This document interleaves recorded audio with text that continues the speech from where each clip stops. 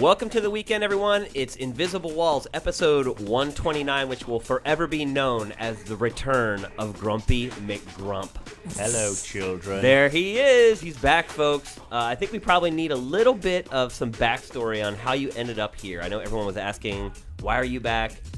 Is it just because you love us so much? Well, it's interesting. I mean, I was reading the forum posts, and thanks to everybody who commented and said really nice things last week, and thanks also to the people who called me an absolute arsehole and amongst other things, and they didn't want me back. I mean, it's nice to know that I generate a feeling, which is good. So yeah, I've been at Ignition, and we launched Tango Down, which was. I heard that game was only $15. It was $15, and it was only available over to interwebs. Some people have been saying it's a failure, but it actually wasn't. It shifted 100,000 units on Xbox in the first month, which for an XBLA title that wasn't part of the Summer of Live Arcade, it actually went pretty well. Yeah. It was not the perfect game. There were some issues with it. We updated it twice. I think it was a learning curve for everybody because it was our first download title. But, the company evolved from, the day I started, some new management came in a couple of weeks later, and then more new management has recently come in. And it was just going in a direction that I don't think I wanted to be involved with. And I'm luckily in the position now that I was available to be able to leave and leave on relatively good terms. I've got a lot of time for until they hear this show. Well, I've got a lot of time for a lot of the people who work there. There's some good people there, but it's as we will see later on when we go to another section of the show, there are people who are not happy, people who disagree with decisions, and it was just the right time for me to step back. The rest of my life is actually going very well right now, and what are you doing, Marcus? It's really interesting what you're actually doing now that you've left Ignition. Well, my brilliant girlfriend, we formed a company back at the beginning of the year, and yes. I'm getting to have sex tonight. But no, she's done some events around Los Angeles that have gone really well, and she's also developed a food and restaurant PR side business. And so basically I'm going to go in and I'm helping with that. Which means, I do that a couple of days of the week, which means I'm still in PR, which I'm, relatively good at. I get to do it for cool things that are like restaurants, and there's no conflict of interest with video games, which allows me to come back here, which, you were very kind enough to say, yes, we'll have you back. I've got the barcode stamped on the back of my neck, property of Game Trailers. So, no, it's good to be back, and it's good to be able to do a couple of different things, and it's nice to be working for myself, or, working with my girlfriend, for ourselves, as opposed to making money for lots of other people. And then just getting dicked around. So, yes, it's good. There goes that amicable split. No, I wasn't actually. I wasn't. That's just the way it is. I mean, you have disagreements. Any company, and I like to wish them well. Were you able to score some El Shaddai jeans before you left? No, I wasn't. That's a pity. Yeah, I actually liked that game when we saw it at Tokyo Game Show. A lot of people like that game, which is I like the jeans. kind of interesting. It's certainly an interesting game. It's not my cup of tea. It is not my cup of tea, and I admit that. And I think everybody at Ignition knew it wasn't my cup of tea as well. But I wish them well. They've got some good stuff coming out. Swarm from Hothead Games, that's coming out. That was one of the ones I was working on. That's looking really cool for next year. So, like I said, I wish them well. I'm glad to be back here, though. It's good to be with people I actually, love working with, doing something I really just love doing. And that's being an annoying little tosser. Well, we're glad you're back. You definitely add a new dynamic to the show that we haven't had on for a while. So I get to disagree with you, basically. Of course. Yes. That's what you're here for, to disagree with me. No, I'm not. And to try and put me in my place. This is an argument. It's simply contradiction. Exactly. All right, so Marcus is back, but we have a regular crew on the show today as well. Daniel Bloodworth is here. Hey, guys. Mike Damiani is queued up. Hello, all. Ryan Stevens is ready to roll. I'm ready to rock and roll. Roll out. And we have Johnny Chang back today, our audio engineer, which I'm very, very thankful for. Taliban design of Pasyak Shambewulon. Ha. Deze kumiga kanuni postishari? Everything cool here, my man. Okay, so this week I think it's fair to say that one of the bigger Q4 games finally hit retail. That's Medal of Honor from Electronic Arts. I think you probably classify it as a top 10 game released over the holidays this year as far as hype is concerned. Apparently it's a tier one game. It's tier 1 game. Tier right. 1 to quote Marketing Blur. Our review went up. Some of the reviews I've seen for the game have been crazy low. I mean, unfathomably low. Granted, the game has issues. You obviously saw our review at this point. We had a lot of issues with it, but I think still if you compare the game against the whole swath of video games that come out, I think some of those reviews were a little low. Well, also, when you buy this game, you're definitely putting a lot of headway into the multiplayer aspect of it. Well, that was kind of how the tack I kinda took with couched my it. review is the multiplayer wasn't incredibly innovative. In fact, it wasn't really innovative at all. But somebody who picks up this game, they're still going to get a ton of value and a ton of gameplay time out of it. The multiplayer is solid and it is still fun. Campaign's not horrible. I also read a lot of people are having problems with glitches. I didn't have any glitches when I played through the campaign. Well, that's the internal battle. It's like, Right. oh, why didn't game trailers say there was? We didn't. I run didn't into see them. any, That's why they're yeah. glitches. But then I've seen a lot of videos online on various, user movie sites that show the glitches. Unfortunately, we did not encounter any glitches while we played through the campaign. So obviously, we're not saying they're not there because we've seen video of them. Yeah, but- well, I had the opposite thing with F1. Like, I'd call out glitches, and I had video of them, and people would say, "Oh no, those aren't glitches. Those aren't there." I'm like, "You just But saw right there it is. It depends on the machine you're playing it on. It depends Yeah. if the drive's going on your Xbox 360 or not. But it's interesting. Those reviews have been very, very expensive for Electronic Arts this week because those reviews came out and the share price took a little bit of a kicking. A big kicking, right? Yeah, yeah. Well, they they're look- either what 52-week low or near it, or something like that. they're pretty bad. But you were saying this morning that they've actually their sales have come out and have been really good. Well, I don't know if they were really good. They said that the sales were above expectations, but they didn't actually give a number of how many units they sold. Well, like you said, Shane, the interest in the game is insane. I think we broke 200,000 views on the review in a day, pretty much. under 24 hours. 'Cause Yeah. it went up at 6 a.m. and when I left at night, it was already at like 200,000. Yeah, I mean, there's definitely a lot of interest in the game, which is surprising considering you have Black Ops coming out in a few weeks. So, But then Activision was like, let's release some trailers on the same day. well, yeah, they put out their single-player campaign trailer for Black Ops on the same day the review embargo broke for Medal of When the Honor. game's out. Game's been shipped there. Yawn. What are you yawning over? Call of friggin' Duty. Oh, No, whatever. I think he's fawning. So I also saw a lot of comments on a review. They're like, oh, you guys ripped the game, and then you gave it a decent score. And we've talked about this on the show before. We tend to point out a lot of issues with the game. That doesn't mean that the fundamentals are broken or that the game isn't enjoyable.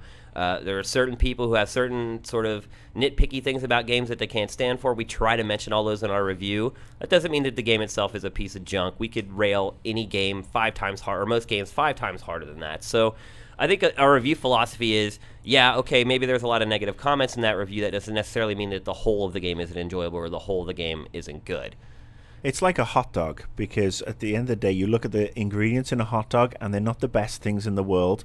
But when you eat it, God damn, it tastes good. That's actually a pretty good analogy. And my work is done. See you next week. But we have mentioned this before. We've talked about our review philosophy, how we want to make sure that we get all those niggling issues out there to you folks. Some people can't handle the fact that guns don't have recoil in game. There's little things that everybody sort of attaches themselves to and says that's a deal breaker for me.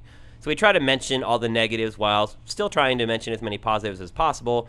But do you really want us to spend 500 words saying, yeah, where you shoot is where the bullet goes? I mean, there's certain things you don't really need to mention in a game review to make your point. And we could go back and say, yeah, the fundamentals are all nailed, but you can get that through watching the video. Can I ask, can you tell when it's like, since the single player and the multiplayer had different engines, is it really, really noticeable? I haven't touched this game at all except for briefly, like played around of like the multiplayer beta. It's definitely noticeable. There's no doubt about it. It's kind of interesting, like switching engine, like a complete switch of engines.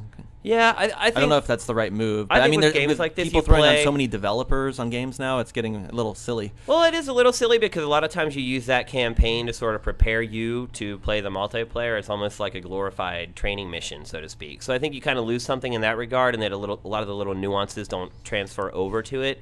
At the same time, after you finish that campaign, you kind of move on to the multiplayer and you play that for months and months. And at that point, you kind of forget what the campaign was like anyway. So I don't really think it's a deal breaker. That said, there are a lot of differences. I just think it's interesting. I mean, I wouldn't have said it's a deal breaker, but it's just a kind of weird choice. Yeah, I mean, going prone is in the campaign. You can't go prone in the multiplayer, and that was obviously a strategic choice. And depending upon your opinion of that, your mileage will But vary. I'm gonna say that I bet you this game does sell well, despite people like investors shirking away or whatnot.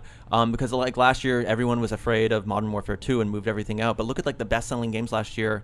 In fourth quarter, it was like Left 4 Dead 2 and Borderlands, which were like the only other first-person shooters like available. Oh, And there's definitely room for more than one first-person shooter in Q4. I mean, Well, I think we've already seen. I mean, Halo Reach came out. That was the first one. I think what you'll probably see is that a lot of people are going and buying this game, giving it a try, and I bet you there's a lot of people who are planning on returning it to GameStop, trading it in as soon as. or the maybe new they'll one get it offer. for $2 from the new Redbox deal, which everyone, it was like all the on the hook questions like, what do you think about Redbox? I'm like, you can rent games cheaply. That's cool. Yeah. I've never tried a Redbox. Apparently it's pretty easy, but I haven't tried it either. So anyway, back to Medal of Honor. And then the multiplayer, it is good, it is solid. You know, it kind of checks all the boxes, as we mentioned in our review, but, you know, there's not enough maps. You get really tired of the maps after a while, and then there's only a handful of modes as well. So it's not as robust as what you're going to get if you were to purchase Black Ops in a few weeks or whatever. Yeah. I mean, Still, is it more along the lines of Battlefield then? it is kind of a hybrid of Call of Duty and Battlefield. I think that's the best way to describe it. Although I think it leans a little more heavily towards Call of Duty, and I think that was their intent as well. I think they wanted a competing product for that franchise. I'm curious, do you think DICE was given like full reign to make the multiplayer, or do you think like EA LA or EA Redwood Shores was like definitely dictating what they wanted out of it, like kind of producing it while DICE was actually making it? I don't think there's any way to know that for sure, and I doubt that information will ever come out. People loved Bad Company 2's Sure. multiplayer. It's a like, great lot. multiplayer. Yeah. And Or it even does provide sort of 1943. a juxtaposition to Call of Duty, which is what I liked about Battlefield. This strays a little too close to Call of Duty to make it relevant. And the other problem, too, is that the modes that you have, you can only play them on specific maps. So the fact that there's only 8 maps, if you find a mode that you really like and you can only play that on a few of those maps, it kind of cuts down on the replay value pretty significantly. Overall, it's a good start. You know, the series has been absent for a few years. I think it was a pretty auspicious sort of reimagining of it. They still have a lot of work to do if they want to compete with the big boys, though. How long must we wait? I grow weary of the company. The feeling, my dear, is mutual. All right, so next we're going to talk about the travesty that was Final Fantasy XIV Online. Mike Damiani, you reviewed the game for us. Quite a funny review, I might add. If you guys out there have not watched this review yet, even if you don't like MMOs or Square or Final Fantasy, I highly recommend watching the review. It is incredibly entertaining. Some small props to Marco. Yeah, our because- editor Marco did a fabulous job with Small that props review. because he's a small guy. Yeah, he doesn't need big props. I also know this as the footstep game because it's like Yeah, I was glad. It was Oh, great hearing no. Brandon Jones saying pitter patter. You better be careful there, because apparently every game has footsteps, especially first-person shooters. So how could GT stand to play first-person shooters if you can't stand the footsteps in Final Fantasy XIV? Yeah. Oh man. Yeah, well, we won't even go there. Let's just talk about Final Fantasy XIV. That game. Wow. Okay, no, let me get this out of First, the way. let's talk I about was- the collector's edition of that game. Okay. Because So, that really burns my britches. you would think a collector's edition comes with, some nice side materials, some special that makes it special. It's just a big box of nothing. It's a bigger box with nothing in it. It's a fancy box with a game inside and a notebook A note for you to book. write your notes about your adventures. So you can write you're down not gonna this have game. anything in the game to help you. So you can write down this game fucking blows. Day 5, still downloading No, patch. you know that there are tens of thousands of JRPG apologists out there who have bought this game and bought the collector's edition, and they are scribbling away in their notebooks right now, probably drawing pictures of you with arrows in your head. Probably. But they love Actually, their that's why he wears the they're hat. not scribbling in the notebook because they need to leave it mint. Yes, Yeah. they take it. They sleep with it. They bathe with it. There's little holes in it. Don't and sticky look at the bits. note- If anything, the artwork, it's a mono artwork. I mean, if you're an artwork collector, that has some value. But the real reason was you got a week early access to the game. That's why people bought it. So you basically paid $25 for some fancy artwork and a week early access to the game. Suckers. My thoughts exactly. Suckers. And so, yeah, that's what you want. That's fine. But, there are people who love this game, and I think they're crazy. But, I mean, Now in the review, we basically say the game is unfinished. How much longer do you think they would have had to work on this game to get it into passable shape to actually send to retail? 6 months to probably a year. Yeah. The PS3 release. The running gag now is that the PS3 release is the real release, and that this is just a glorified open beta to get the game ready for the PS3 release. An Or open it's so beta they that you have paid. money in See, Q4. you say that, but I'm still curious about like how there's cut and paste elements on the map. Like, are they going to actually just like do a Cataclysm and revamp all of that stuff? I mean, there's still some fundamental things that I highly doubt they are just bad. Yeah, the terrain is what it is. There's even the apologists admit there's no way they're changing the terrain. It is what it is. You're going to have to deal with it, and they don't see how bad it is. They think it's fine, and that every other game copies and pastes, segments of one area to another and looks the same. Just the frequency that it happens in 14 is ridiculous. Well, there's that one clip in the review where you just run. And you just run and run. We have it sped up like 10 times, and it lasts like 20 seconds, and you do that's nothing. Also just how vacant it is, man. It's just. But you see the same clumping of trees going by over and over and over again. It's like again. an old Scooby-Doo cartoon. It's just it's so sad and uninspired. Scooby-Doo is this dog that solved mysteries, Marcus. I am very familiar with Scooby-Doo. I grew up watching him, okay? They had a van. Wow. Raggy? Raggy. And that element there just points to, I think it's a lazy design choice to rush the game to get it out, whatever. It's just, you look back even at 11 what it did. It had some repetitiveness to it in the design, but at least it was more open and it looked better, and it felt like a more immersive world than what you have right now in Eorzea. Did you glean any enjoyment out of that game?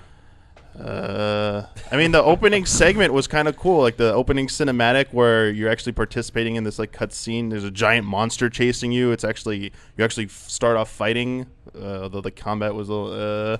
But that part I was like, okay, maybe if it stays like this, it'll be good. Maybe all the things I've sort of heard, they're not true. Get into it, and from there, I was just like, the first time I started playing, I was lost for an hour. Could not figure out for the life of me what to do. They told me to go meet someone at some place. I open up my map like any logical person would do, expecting to see names, and there's like some gibberish language written on half the map. The rest of it's in English, but the spot's not even on the map. Where you're supposed to go is completely off the map.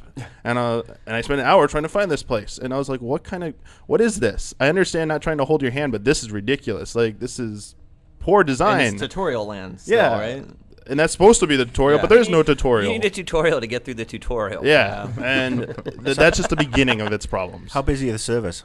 They were pretty active when I was playing back then. It was about 2,000 per server, which is about like what 11 does on its peak time. So it was pretty busy. They didn't have as many servers, but you notice it during in the towns and the hub spots that get a little like things would the pop up loading, like things wouldn't load immediately because it was so congested, but. Out in the open, actually, on the launch day of the standard edition, I was expecting some kind of bump. It felt like no one else joined to play that day. It felt like everyone who was going to play had already signed up to play and was playing. They're all waiting for Cataclysm. Yeah, probably. Are the people that are playing, are they complaining? You see them typing in like, this is bullshit? In game? Oh, a lot of people were complaining about a lot of the bugs. A lot of they complain about how much you have to walk in the game. Like the teleporting problem is the biggest thing. That yes, you can teleport to these predetermined spots once you finally explore, like set your point there, but you have a currency that you have to use to actually teleport, and you run through it so quickly. And people are like, why does it take so long to regenerate? And like you see a lot of people begging for people to teleport them there, so they have to spend 30 minutes running to the next nearest like area to start a new quest. And I also heard the higher levels are just grind. Yeah, people are already calling out like, where's a good spot to grind my rank 20 quest, my rank 25? I was like, this is the problem that plagued 11 from the start that they worked through. And a lot of unfinished MMOs, you have a great like first 20 level experience, and then the end game is super thin, and people get there quick. Right? Oh, and I don't know if or you get not in this game. Not in this game. I mean, it took me the full first week to get up into those teens. I mean, it's a slow grind to progress in that game. Just like FF11. And I mean, it is some people's style. Some people do enjoy that grind, but this game is just unfinished. I don't understand it too. I like some of these types of games, and even I couldn't put up with this. So I thought that spoke volumes. But is Vindictus washing that Final Fantasy taste out of your mouth? Oh, you should have seen the smile Vindictus brought to my face when I played the opening like 10 minutes of that game. I was just like, oh, so awesome. So how are the quests? I mean, are the quests varied? I mean, you say you're rolling your eyes now. So it's go kill 5 mobs of this, go kill 6 mobs of that. There's 2 divisions of quests. There's like the battle quests, which just have you killing stuff, mobs, and then you have crafting and field crafting quests, which is go mine something or go sew me 10 shirts. So there's not a lot of diversity. It's the same activity over and over again. Sorry, there's no. Are you describing Final Fantasy Online, or are you describing Farmville? Oh. Oh, ouch. I mean, I haven't played Farmville, so I don't. Farmville, Frontierville, any of those Zynga games. I mean, Is that just repetitive? It's lather, rinse, repeat. That's all it is. You could say it's a visually pleasing version of Farmville, possibly, if you like that style. It is kind of a pretty game. I'll give it that for an MMO. It does, and it does. I mean, we mentioned how like you need a pretty good rig to run it like at the highest end, and it's a little taxing on standard systems. But I mean, yeah, it looks good, but who cares when it's so boring. Get ready to listen to the endless pitter-patter of your feet. So next up is the game that we gave the best graphics to at E3 this year, Kirby's Epic Yarn. Yeah. Bloodworth, you've been playing the crap out of that game, and the good news is that it's big enough that you can play the crap out of it. I think our big concern is that like a lot of past Kirby games, it would be like 3 hours long. Yeah. No, I was worried Yoshi's Story. Anyone who played the N64 game, that was about 3 hours. 90 minutes long. At the time, beautiful. 90 minutes long, tiny bit of challenge, but not worth it in the slightest. The big concern here is what we discovered is that you cannot die in the game, but yeah, is that a deal breaker? Maybe for some people. I don't think it is. I mean, I think it's still, it has enough variety and everything to it, and there's still enough challenge because it kind of has the Sonic mechanic to it, to where like you get hit and you drop all the beads that you've collected, and so that ultimately amounts to your score. And then in boss fights, if you have enough beads, then you'll open up an extra stage after beating the boss. So I think there's still enough challenge there for people that want to try to make it through all these hazards without getting hit. How big is the game? There's over 40 levels, and most of them are pretty good length. I mean, I'd say, if you're just going straight through it, it might be between 7 or 8 hours. But I mean, I put well over that, just because you want to go back and repeat levels. So you see something that you missed, but you're like flying by it and you can't stop, and that kind of thing. I think a lot of people have looked at this game and they may write it off and say, "Oh, it looks like a little kid's game." And then they hear that you can't die, and they're like, "Oh, it's definitely a kid's game." Can older players get something out of this that they're going to enjoy? Yeah, I mean, I think that people will definitely enjoy it. Do they have working eyes? I would exactly. I would agree that it is a kid's game. I mean, you look at the way the story is written, and it's like a father reading to his kids, and like changing his voice for each character and that kind of thing. And yeah, I think that the not being able to die thing is probably geared more towards kids. But it's a very visually engaging game. Like you pull on something, you don't know exactly what's going to happen. And then you're like, oh, you like wrinkle up this cloth and open up a door. Or you turn something from you turn something from day to night by like pulling a patch off of the moon, and now it's the sun. And just little touches like that. The game has a great pacing and great variety. You don't overuse any environments. They don't overuse any like specific textures or anything. And so all the way throughout, like you still like you stop to look around at what you're going through, and it's just like, wow. It's a very clever game. Last night I was watching you play, and you were playing a holiday-themed level, and the whole level was built out of a Christmas sweater. Yeah. It's just like, and you had been playing it. You didn't even notice that until I'm like, oh, it's a Christmas sweater. And you're like, oh, you're right, it is. Like, there's just all kinds of little details to the visuals. And what I like best about it, too, is that it actually, the visuals aren't just there to impress you. They're actually a part of the fabric of the gameplay. Yeah. That's deep. Yeah. Yeah, there's the map screens are really neat too. Each one's pretty unique, and basically the way progressing through each land works is that when you beat a level, you get a patch, and that patch is like a catalyst to have like some little event that happens on the map, and that event will open up the next door. And so like in that Christmas area, there's this, when you first get in there, there's this giant snowman, but every little event that you do starts like unraveling part of the snowman to create something else, and eventually like the snowman's not there anymore. Wow. So, Now, how Damiani, excited are you to play this, Marcus? What are the taxim qualities of this game? We talking about Fallout New Vegas yet? Look, I like to think I've grown and softened in a couple of areas, especially around the waistline over the last 10 months. Food PR. The game actually does. It sounds kind of cool. It's just it's not my cup of tea. And I'm if I haven't played it and I don't have any information on it, 'cause it's got no interest on me, I'm not going to turn around and criticize it. So if it's going to appeal to people, great. Final Fantasy, however, I'm happy to rip the shit out of that. You know that. But yeah, this, I mean, it sounds like, a cool, fun little game. Probably something I'd play if they did the iPad version. Well, I'm actually curious, Damiani. I mean, you I think it'd be safe to say you like Nintendo games.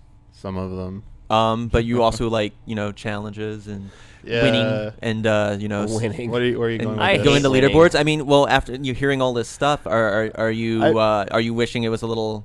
You wish this could you get a little rope burn on this yarn, or do you like the soft, fuzzy, comforting nature that Kirby is imploring here? I don't even know what you just said. Me neither. I just want my ear how I translated coast like, through life. Mike, is this game challenging enough I think for he you? offered to give Damiani rug burn. Creepy. I managed. I Just got on the to, knees. I Wait, got to what? play this for a little bit. I played through like the first world, the first like. Oh yeah, you place, took it so home I on that, yeah. played through that, and I understand like the charm of it, and I like the transformations were the coolest thing for me. Like Kirby transform like underwater, he turns into a sub. When he's floating, he's like a parachute, and the tank thing. Like those things are really cool. I like those segments, and cool use of the Wii remote there that I actually enjoyed, which is unusual. But in terms of like challenges, like it seemed a little too like simplistic for me. Like I was getting a little bit of enjoyment from it, but at the same time I was wishing there's a little bit more like for someone like me. So like it had a hard time like pushing me to play past like the first world. Like I'll definitely go back and keep playing it a bit, but it didn't like drive me to keep playing it like some of the other games, like a Mario game. Like even like New Super Mario Brothers for me had a little bit more challenge and a little more for me than Kirby has. So does it seem to you guys that Nintendo's kind of bailed on the Wii? It seems like all the games that they're making now are NES, hold the Wii remote to the side, play it with 2 buttons and a D-pad. Like, obviously Metroid is an exception, but it didn't really go overboard with it. It kind of just used it for the shooting. Do you think Nintendo's kind of hedging its bets at this point as everybody else jumps into this space? it's part of their trickery, because while everyone jumps into like Kinect and Move, Nintendo will go back to the normal they controller. bailed and they're going back to normal regular games. You guys are suckers. The regular controller's back. Nintendo's focus now is the 3D, the 3DS. 3DS, definitely. So that's their big push. They've made all the money they can possibly do out of the Wii. They sold all the units. Everyone and his dog has got a Wii. They made money from the balance boards. It's good that they're coming out with some of these classic old games, like Metroid's came back out, and Kirby is another old school character, and there's Mario games. But I think Nintendo, and they're gearing up to release Wii 2 or announce Wii 2 next year probably. Wii HD, whatever they want to call it. But yeah, I think that's where they're going right now is the 3DS. Time is running out, as few are left to face the enemy. For those that remain, there is but one choice. We must fight to victory or death for the Republic! So undoubtedly the biggest story of the week was Dota 2. was Marcus coming back to Invisible Walls. No, it was the EA louse. So those of you that don't know, there's an employee who was working on the Warhammer games for EA. He apparently got canned. He went and wrote a blog. I think he's not quite canned yet. Yeah, he's not canned until November, so he's got like another 2 paychecks. I think it was he's not working there. He's still getting paychecks, right? No, he's still working there. He said he's gonna, he's learned Wow. he's getting canned in Not November. anymore. The EA layoff. So this guy basically just went on and just totally spilled all the dirt of what it was like working on the game, what it's like working at EA. That's what everyone's saying, but to me when I read it, it was more like there were incompetent people working here, the incompetent people talked to other incompetent people, and incompetency happened, and then the game wasn't very good. I mean, to be fair, he was working at Mythic. Right. I mean, he wasn't working at one of the, and I'm not trying to belittle Mythic in any way, shape, or form, but he wasn't working at EA LA or, Redwood Shores or whatever. I mean, he was working at Mythic on the Warhammer franchise, so that's kind of like, working within your own bubble. Yeah, and he was complaining he felt like the artists that were working on the game didn't have any input on what the game ultimately became. He mentioned that him and his cohorts wanted to put dancing in the game, and his superiors were like, no, that's not going to happen. And then David Jaffe responded to him and said, why would you put dancing in a Warhammer game? It doesn't make any sense. And Jaffe went on this tirade about how people who work on teams, there's always a couple assholes who think that their opinion is the only one that matters. It's basically turned into this huge shitstorm right now. In the midst of EA's stock dropping 5%, overnight. You printed this out, and I had a read of it, and I've got some notes. I mean, he has some valid concerns. First of all, outsourcing is an issue. I mean, but and a lot of companies have started outsourcing or have been doing outsourcing for a few years, and it makes sense from a game perspective. And I'm not defending it from the actual timeline perspective, because a studio here in the UK, in the US, will outsource to China or India for their art, and that means basically they can send the files over, go to bed, get up the next morning, the art files are back. It can basically halve the development time. It's also more cost efficient. It's not great because it's taking American jobs away, and it does also kind of suck in that it doesn't build that sense of team unity where everybody's on the same page. So that might have been an issue. But if this guy is an artist, why is he trying to hone in on game design? I think some of his comments are a little bit off beam. He's obviously very upset, as anybody would be who's losing their job. But a couple of other valid points. There are assholes in every video game company.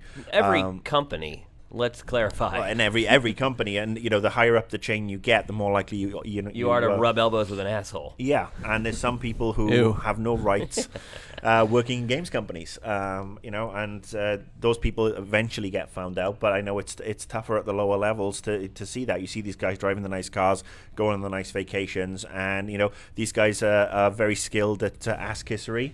And Maseratis are nice cars, though. Yeah, they are very nice cars. But the interesting thing I noticed where he was talking about the Old Republic, because he goes on to say that $300 million spent so far. It's going to be a 20 gig download, blah blah blah. I mean, the one thing I will say is I don't think that being at Mythic entitled him to I don't think he knows what the burn rate is for the Knights of the Old Republic team, and what the burn rate means is basically how much cash you burn through a month on one particular team. So burning through 300 million over I think the game's been in development like 3.5 years. Yeah. That's a hell of a lot of money, and I don't think that's that's really been the case. The voice acting on the Old Republic might mean that it's a 7 DVD game. So what? I don't give a shit. It's going to be awesome. BioWare are not going to let this come out and tank. The game's not going to tank. Look how shitty Galaxies was. And it still has a pretty big fan base, and a lot of people Star playing. Wars. And the game's not going to tank. I'm curious about the overall quality. Is kind of interesting. I know the kind of the interest in The Office here with the big MMO guys. It's kind of waxed and waned, and right now it's kind of waned as of late. But even before this blog post, I've been following some of the Old Republic updates and the new classes and stuff, and they're doing a good job of dripping out the PR to keep people interested. But you got to have a certain amount of faith in BioWare. I mean, nobody really does. Yeah, they're one of the few companies that consistently delivers really good stuff. And LucasArts, how tight George Lucas is on trying to make sure that good stuff comes out. Last couple of Star Wars games have been kind of sucky, but this has the potential to make so much money that I don't think EA, LucasArts, or BioWare would even let it out if it was a pile of stinking crap. It'll probably have some problems off the bat. Every MMO does. We've just obviously covered that.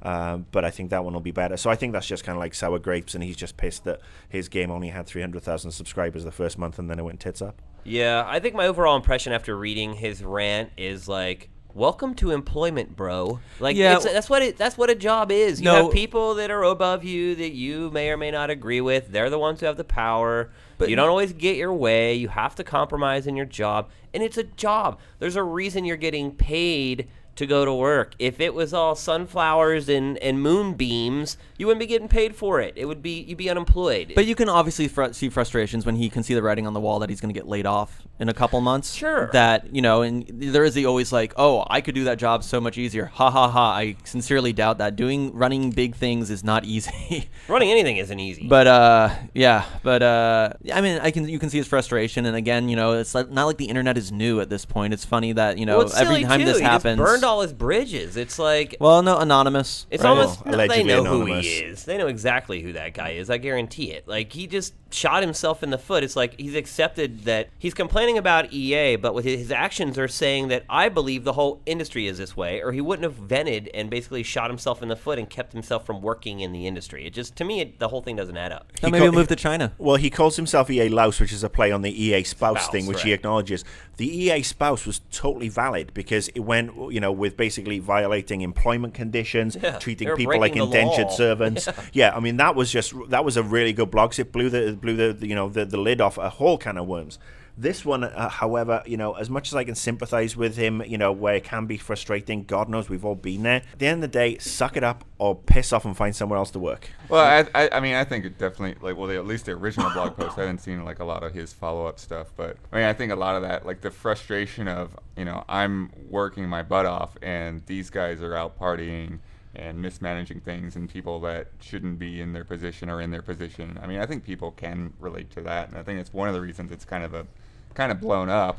And there are good teams out there. There's teams like Sucker Punch and Naughty Dog where everybody is working together. Everybody can relate that. Yeah. Well, you may think that that's the case, but I'm sure there are people that have worked at Sucker Punch and Naughty Dog. If you talk to them now, they're like, yeah, that's all bullshit. Working there kind of sucked for me. I mean, you can't just say, well, they have this great... And trust me, if I was going to work at a developer, I'd probably want to work at Insomniac because I do know a lot of the people that work there. And they take you on cruises. But they're called jobs. There's shitty parts of everybody's job. That's just the way it is. That's why you get paid to show up someplace every day and put the time in.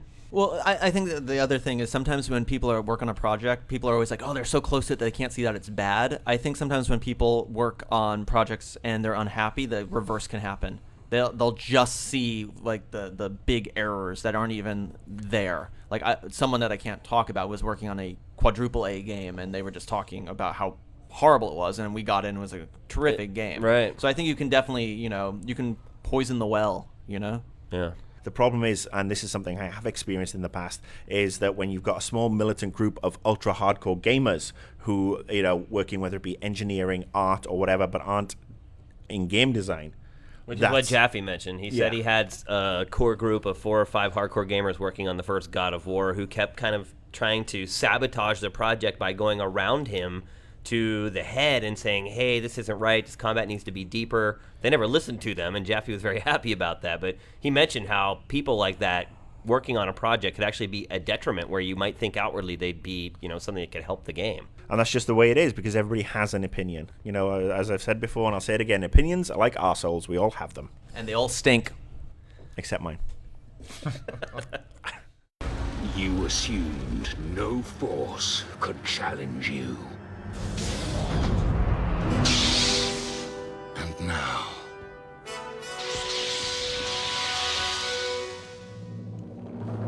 finally, we have returned. So that's going to do it for episode 129, Bloodworth. I think I won the bet. I bet that Marcus would come back before Gran Turismo 5 was released. Pay up, sucker.